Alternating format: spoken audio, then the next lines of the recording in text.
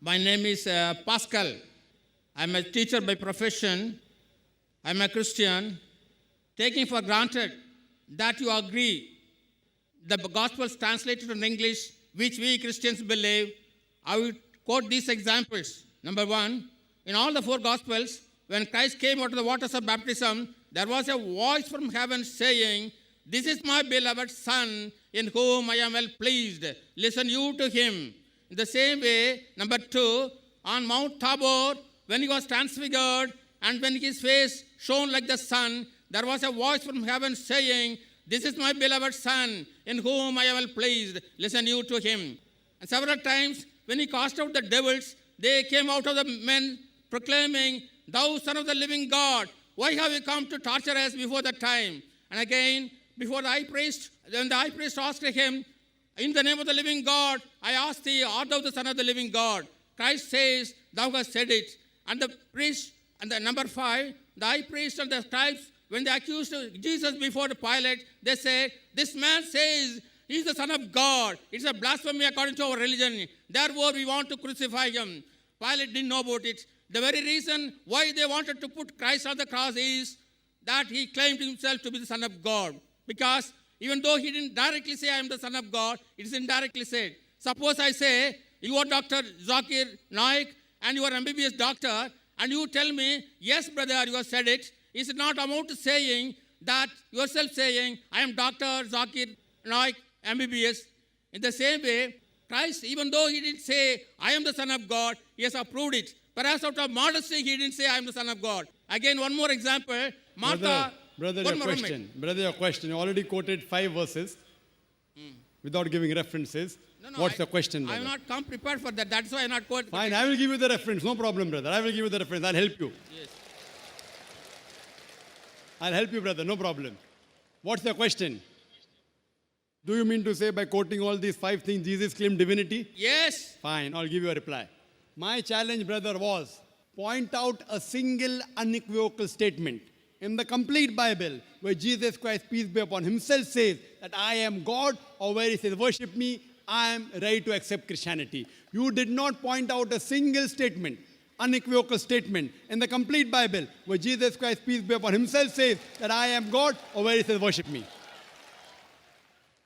Here is the Bible, brother. This is the King James Version. And since you're a teacher and you claim to be a pastor, you're a pastor. No. You're a teacher. I'm a teacher. But not I'm an ordinary believer of Christianity. Fine. There is something like a red letter Bible. Whatever Jesus Christ said, it's in red. Now you mentioned 5 things, and these things can be clubbed into 2 things.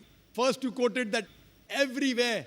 You didn't quote correctly. What you wanted to quote was the Gospel of John, chapter number 3, verse number 16, which says, "For God so loved the world that he gave his only begotten Son. Whosoever believeth in him shall not die but have everlasting life." It is not in all the 4 Gospels. It's only in Gospel of John, chapter number 3, verse number 16. Please note it down. You can check it up.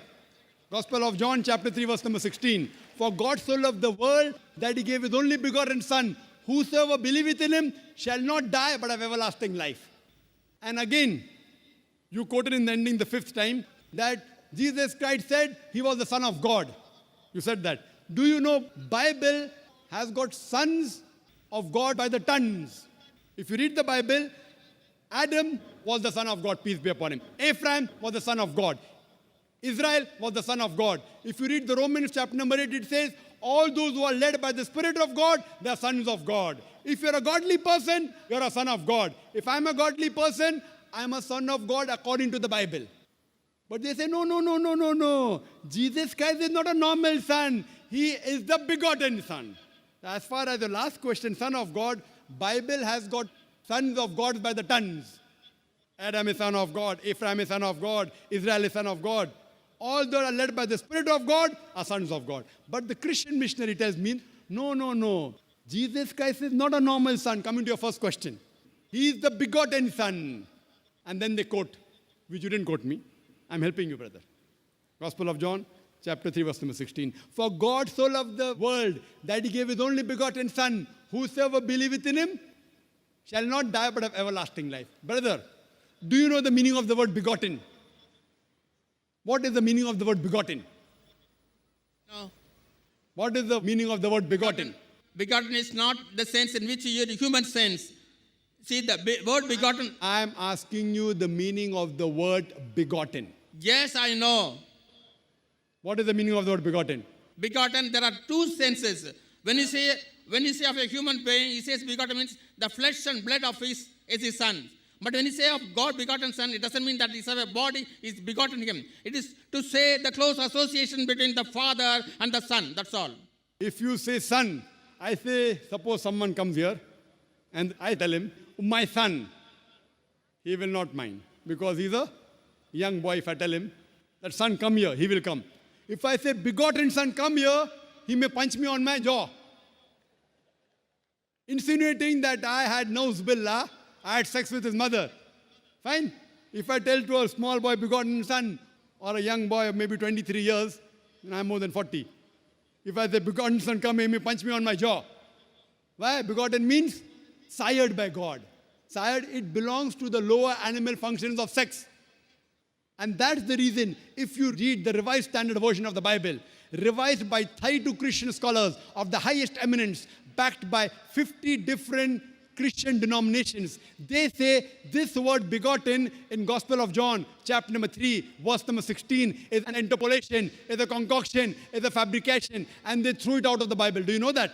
If you read the Revised Standard Version of the Bible, which is the bestseller, revised by 32 Christian scholars of the highest eminence, backed by 50 different Christian denominations, they say this word begotten is an interpolation, is a concoction, is a fabrication. So the word begotten has been thrown out. So if you say son, God has got sons by the tons in the Bible.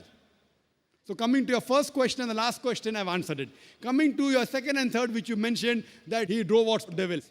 Quote the full verse. You haven't quoted to me the full verse, which I quoted in my talk. According to the Gospel of Matthew, chapter number 12, verse number 28, he said, I cast out devils with the Spirit of God. Gospel of Luke, chapter number 11, verse number 20, I with the finger of God cast out devils. It doesn't say he alone does it. He does it with the help of God. That does not mean he's God. All these verses you quoted, they clearly mention that he was a messenger of God. He wasn't God himself. That is the reason I challenge you. Point out a single unequivocal statement in the complete Bible where Jesus Christ, peace be upon him, himself says that I am God, or where he says worship me. And I'm ready to accept Christianity. Nowhere Jesus ever said that. Just if I tell to the son, son come here, that does not make him my begotten son. Fine? The same way, if you tell me that I will call you Dr. Zakir Naik, fine. And if I don't object, that doesn't, it may be true, may be wrong. People say, Dr. Zakir Naik, scholar. I don't consider myself to be a scholar. I consider myself to be a student of knowledge. If people call me scholar, and if I continue, that doesn't mean I accept it. They consider me to be a scholar. I don't consider myself to be a scholar. Always refer to myself as a student of knowledge, a talib-e-ilm. So what you have to point out from the Bible is, anywhere in the Bible, it should be in red letter. Red letter means the words of Jesus Christ, peace be upon him. Point out a single statement, unequivocal statement, an unambiguous statement from the complete Bible where Jesus Christ, peace be upon himself, said that I am God, or where he says worship me, I am ready to accept Christianity.